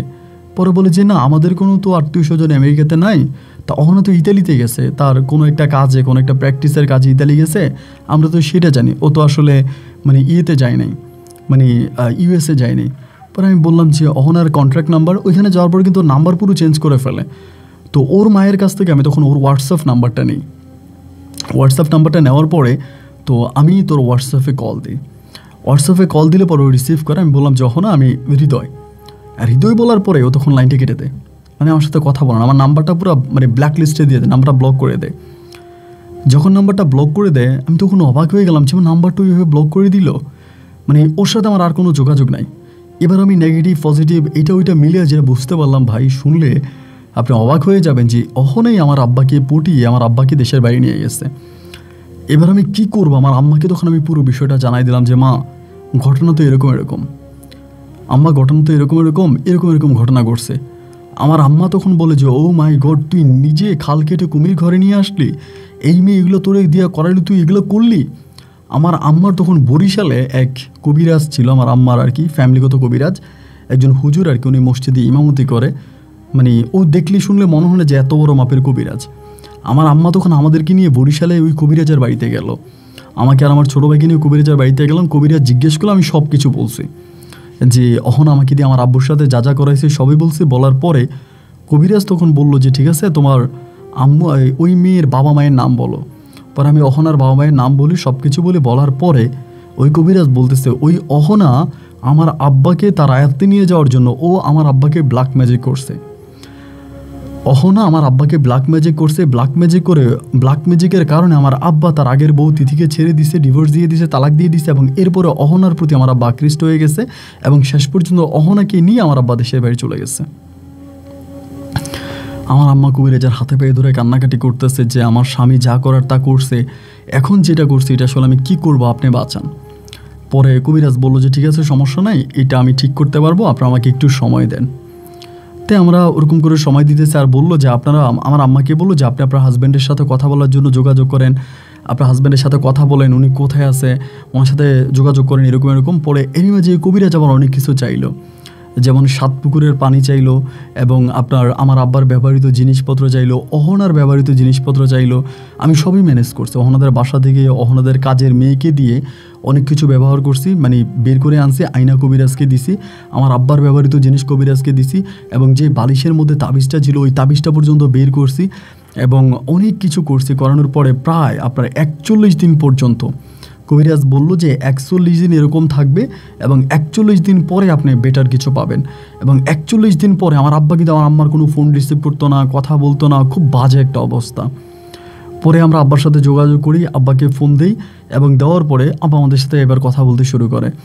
আমার সাথেও কথা বলে, আম্মুর সাথেও কথা বলে। মানে আব্বু তখন কী বলতো এগুলো আমি বুঝতাম না, মানে জাস্ট পাগলের মতো বকতো, কখনো এটা বলতো, কখনো এটা বলতো। ওই সময় মানে আমাদের অবস্থাটা এরকম হয়ে গেল যে আমরা মানে চলাফেরা করার মতো টাকা পর্যন্ত নাই, মানে খুব খারাপ অবস্থার মধ্যে চলে গেছে ওই সময়টাতে। তারপর আব্বা আমাদের সাথে কথা বলে, আমার সাথে কথা বলে, আমার আম্মুর সাথে কথা বলে। তা আব্বুরে বলি যে আব্বু তুমি যত দ্রুত পারো চলে আসো, ওইখানে থাইকো না। আব্বু বলে আমি চলে আসবো, আমি আসতে চাই, কিন্তু আমারে জিনেরা যাইতে দেয় না। আমার এইটা বলে যে আমার জিনেরা যাইতে দেয় না, আমি এয়ারপোর্টে গেলে জিনেরা আমাকে আটকাই দেয়, আমার ব্যাগ টান দিয়ে নিয়ে যায়, আমাকে এয়ারপোর্টে যাইতে দেয় না। আমি অনেকবার টিকিট কাটছি, আমি চলে যাবো, আমি যেতে পারি না, আমাকে আটকায় রাখে। আর আমরা প্রতিনিয়ত ওই কবিরাজের কাছে যাইতাম যে আপনি কিছু একটা করেন, আপনি দ্রুত আমার আব্বাকে দেশে আনার ব্যবস্থা করেন। উনি বলে আমি করতেছি, আমি আমারটা চালিয়ে যাইতেছি, আমি আমারটা করতেছি, তোমরা তোমাদেরটা করো, তোমরা তোমাদের আব্বার সাথে কমিউনিকেশন রাখো, ওনার সাথে কথাবার্তা বলো, ওনাকে একা কইরো না। এবং এরকমভাবে আমার আব্বা কিন্তু আমার আম্মুর সাথে কথাও বলতে পারতো না। অহনা ফোন নিয়ে যেত, মোবাইল নিয়ে যেত, ব্ল্যাক লিস্টে করে দিত, মানে খুব ঝামেলা করতো। এইভাবে প্রায় টানা 3 মাস পর্যন্ত, 3 থেকে 4 মাস পর্যন্ত আমার আব্বা বিদেশে থাকে। এবং 3-4 মাস পরে হঠাৎ করে আব্বু একদিন বাড়িতে চলে আসে, মানে আমাদের বাসায় চলে আসে। আইসা দারোয়ান ফোন দেয় আমার আম্মুরে, ফোন দিয়ে বলে যে স্যার তো বাসায় আসছে। আমি, আমার আম্মু, আমার ছোটো ভাই, আমার খালামণি, নানুমণি দৌড়ে সবাই গিয়ে আব্বুরে ধরি। তখন আমার আব্বু, মানে আব্বুর মুখ দিয়ে রক্ত বেরোইতো, খালি রক্ত বেরোইতো। মানে আব্বুর সেন্স ছিল না, মানে মানসিকভাবে আব্বা এতটাই মানে হয়ে গেছিলো বলার মতো না। মানে পরে আমরা জানতে পারি আর কি যে আমার আব্বা ওই দেশে, মানে তার পাসপোর্ট পর্যন্ত ছিল না, সে পুলিশের কাছে ধরা দেয়, কান্নাকাটি করে, দেশে আসার কথা বলে, পুলিশ কেমনে তারে দেশে পাঠিয়ে দেয়। এবং অহনা আর দেশে আসে নাই, অহনা ওই দেশেই রয়ে গেছে, মানে ইউরোপে রয়ে গেছে, অহনা আসে নাই। আমার আব্বা তখন একাই চলে আসে। তো একাই চলে আসা, আব্বু চলে আসার কিছুদিন পরে, মানে আমার আব্বু প্রায় আপনার 1.5 থেকে 2 মাসের মতো আমার আব্বু ভালো ছিল বাংলাদেশে আসার পরে। এবং 1.5-2 মাস পরে হঠাৎ করে আমার আব্বু মানসিকভাবে অনেকটা মানে পাগল হয়ে গেছে। এবং এতটাই পাগল হয়েছে যে মানে বর্তমানে আমার আব্বা তার শরীরে কোনো কাপড় রাখতে পারে না, শরীরে কোনো কাপড় রাখে না। এবং মানে কাপড় রাখলে ধরেন আপনার শরীরে কোনো কাপড় আসতে খুলে ফেলে, মানে শরীরে কোনো কাপড় রাখতে পারে না, টোটালি কোনো কাপড় রাখতে পারে না। এবং মানে কী হয়েছে আমার আব্বুর আমরা কিছুই বুঝি না। ডাক্তার, কবিরাজ কোনো কিছুই বাদ রাখি না, বড় বড় কবিরাজের কাছে নিয়ে গেছি, বড় বড় ডাক্তারদের কাছে নিয়ে গেছি। এবং আমার আব্বার এরকমও হয়েছে যে আমরা এরকম কবিরাজের কাছেও গেছি পাকিস্তানে, আমাদের কাছে 10 লাখ টাকা চাইছে, বাংলাদেশের টাকায় 10 লাখ দিলে আমার আব্বাকে ভালো করে দিবে। আমরা 10 লাখ টাকা পর্যন্ত দিছি, তা আব্বু ভালো হয়নি। এবং আব্বু অসুস্থ হওয়ার পরে আব্বুর ব্যবসা বাণিজ্য আস্তে আস্তে মানে সব কিছু গিয়ে মানে এখন বর্তমান অবস্থাতে এমন একটা অবস্থার মধ্যে আমরা চলে আসছি, মানে বর্তমান আমরা এমন একটা অবস্থার মধ্যে আসছি যে আমাদের মানে ব্যবসা বাণিজ্য প্রায় সবই শেষ। আমাদের শুধু নিজের বাড়িটা ছাড়া অবশিষ্ট আর কিছুই নেই, ব্যবসা বাণিজ্য সবই মানে বন্ধ হয়ে গেছে। মানে কীভাবে কী হইলো বুঝলাম না। প্রায় 6-7 বছরের ভিতর আমাদের দোকানপাট যা ছিল সবই ক্লোজ হয়ে গেল। আমাদের ম্যানেজার ছিল, কাজের লোক ছিল, সবই বন্ধ। এখন শুধু আমাদের বাড়িটা আছে, বাড়িটা আমরা 2টা ইউনিট ভাড়া দিয়ে রাখছি, ওই ভাড়ার টাকা দিয়ে কোনো রকমে আমরা চলতেছি। মানে আমি আপনাকে কী বললাম, আমি একটা ভিডিও দিয়েছি, আপনি যদি পারেন ভিডিওটা দেখেন। আমার আব্বা টোটালি উলঙ্গ, মানে একদম উলঙ্গ থাকে, ওনার শরীরে কোনো কাপড় লাগাইতে পারি না, কোনো একটা কাপড় লাগালে উনি চুলকে রক্ত বের করে ফেলে। আমার আব্বা অনেকটা ফর্সা, অনেক সুন্দর, মানে শরীরে একটা কাপড় আপনি ধরে এইভাবে রাখছেন, এটা চুলকে রক্ত বের করে ফেলে। বাংলাদেশে এমন কোনো কবিরাজ আমি বাদ রাখি নাই, এমন কোনো ডাক্তার বাদ রাখি নাই।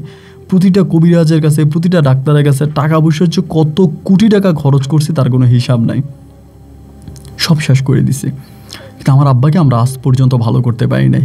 আর অহনা কি করছে, শেষের দিকে আমাকে ফোন দিছে, লাস্ট কয়েকটা দিন আমাকে ফোন দিয়া বলতেছে ওর ভুল হয়েছে, অপরাধ হয়েছে, মানে আমাকে এখন ও অফার করে ও আমাকে ইউরোপে নিয়ে যাবে, আমি যদি ইউরোপে চলে যাই, ওখানে গিয়ে থাকি, ওর অপরাধের কিছুটা হলেও আমি লাগাম করব, আমাকে টাকার অফার করে। মানে ওর কথা বাদ দিলাম, আমি ওর সাথে কথাই বলতে চাই না, আমি ওর নাম্বার টাম্বার সব ব্লক করে দিয়েছি। তো এখন আপনাকে আমি আমার আব্বার জীবনের ঘটনাগুলো বললাম, আমাদের পারিবারিক ঘটনাগুলো বললাম, এবং ঘটনাগুলো বলার সবচেয়ে বড় কারণ হচ্ছে ভাই আপনি অনেক ভৌতিক গল্প রেকর্ড করেন, তো অনেক গল্প আমি শুনি। আমার মা আপনার প্রচণ্ড রকমের ভক্ত, আপনার এমন কোনো গল্প নেই যেটা আমার আম্মা শুনে নেই। তা আমার আম্মাই আমাকে অনুরোধ করলো আমাদের ঘটনাগুলো আপনাকে জানানোর জন্য। তো আপনার কাছে অনুরোধ করে বলি, আপনার কাছে অবশ্যই ভালো কোনো কবিরাজ আছে, যদি পারেন আপনি একটা ভালো কোনো কবিরাজের সন্ধান আমাদেরকে দেন, আমরা অ্যাটলিস্ট আমার আব্বাকে ভালো করতে চাই। আমার আব্বার দিকে তাকাইলে ভালো মানুষের চোখে পানি চলে আসবে। আমার আব্বার অবস্থা এরকম এতটাই খারাপ হয়ে গেছে, তো আমরা শেষ পর্যন্ত আব্বাকে বাঁচাতে চাই। আব্বুকে বাঁচানোর জন্য আপনার কাছে অনুরোধ করা, যদি পারেন আপনি আমাকে একটা ভালো কবিরাজের সন্ধান দিবেন। এইটা আমার ফোন নাম্বার, হোয়াটসঅ্যাপ, ইমো সবই আছে, চাইলে আমার সাথে একটু যোগাযোগ করতে পারেন। আমরা ঢাকায় অমুক জায়গায় থাকি, এটা আমার অ্যাড্রেস। আপন ভাই ভালো থাকবেন, আর আমার আম্মুর জন্য দোয়া করবেন, আমার আম্মুর সাথে একটু কথা বলবেন যদি পারেন। এটা আমার আম্মুর কন্ট্যাক্ট নাম্বার। আসসালামু আলাইকুম।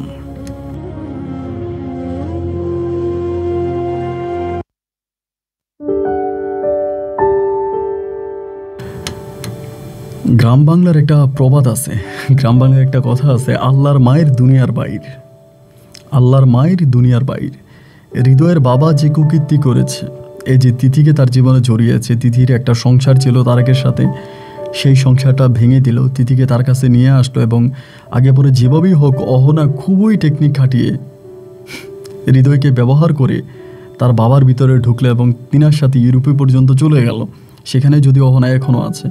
তো হৃদয়ের বাবা যে পাপ করেছে, সে পাপের শাস্তি উনি প্রতিনিয়তই পাচ্ছে, এবং আল্লাহ তাকে শেষ পর্যন্ত উলঙ্গ করে জাতির সামনে ঘোরাচ্ছে, এবং তার পাপের জন্য তার সন্তানরাও আজ কষ্ট পাচ্ছে, তার হৃদয়ের ভাই, হৃদয়ের মা, তারাও খুব কষ্ট পাচ্ছে। ওনাকে ভালো করার জন্য আমার কাছে আকুতি করেছে, আমার কাছে কবিরাজের ফোন নাম্বার চেয়েছে। এই গল্পটা, এরকম ঘটনা আমার অ্যাভেলেবেল ঘটে, এমন কোনো দিন নাই আমি ইমেলে গেলে পাই যে আমার কাছে প্রায় 10-15টার মতো ইমেল শুধু এই বিষয়, আপন ভাই আমরা একটা ভালো কবিরাজের নাম্বার চাই। ভাই আমি তো কোনো কবিরাজের নাম্বার সেল করি না, বা কোনো কবিরাজের অ্যাড্রেস আপনাকে দিতে পারবো না। যারা গল্প পাঠায় ওদের গল্পের মাধ্যমে বিভিন্ন কবিরাজের নাম আমি শুনে থাকি, বাট এদের কোনো পার্সোনাল অ্যাড্রেস বা ঠিকানা আমার কাছে নাই। যেটা আমি হৃদয় ভাইকেও বলেছি, একটাই কাজ করতে পারেন, আল্লাহর কাছে চাইতে পারেন, একমাত্র আল্লাহই ওনাকে মাফ করতে পারে, ওনার জন্য দোয়া পড়াইতে পারেন, মিলাদ পড়াইতে পারেন, এবং বিশেষ করে উনি ঘুমানোর সময় ওনার মাথার নিচে একটা কোরআন শরীফ দিতে পারেন। এই ধরনের কাজগুলো করলে হয়তো উনি ভালো হতে পারে। তো আমি এভাবে আসলে কোনো কবিরাজের নাম্বার আমার কাছে নেই, আর আমি দিতে পারবো না। আর হৃদয় ভাইয়ের গল্পটা আমি রেকর্ড করেছি শুধু একটাই কারণ, আমাদের এই সমাজে এরকম বিত্তশালী পরিবারের অনেক মানুষরাই আছে যাদেরকে আমরা সুগার ডেডি বলে থাকি। এই সুগার ডেডিরা যাতে হৃদয়ের এই গল্পটা শুনে একটু সতর্ক হয়, যার জন্য ওনাদেরকে সতর্ক করার জন্য আমার হৃদয়ের গল্পটা শোনানো। বন্ধুরা সবাই ভালো থাকবেন, সুস্থ থাকবেন, এই শুভকামনায় আজকের মধ্যে এখানেই বিদায়। আপনার সাথে আমার দেখা হবে অন্য দিন অন্য কারো বাস্তব জীবনের গল্প নিয়ে। আল্লাহ হাফেজ অ্যান্ড আসসালামু আলাইকুম।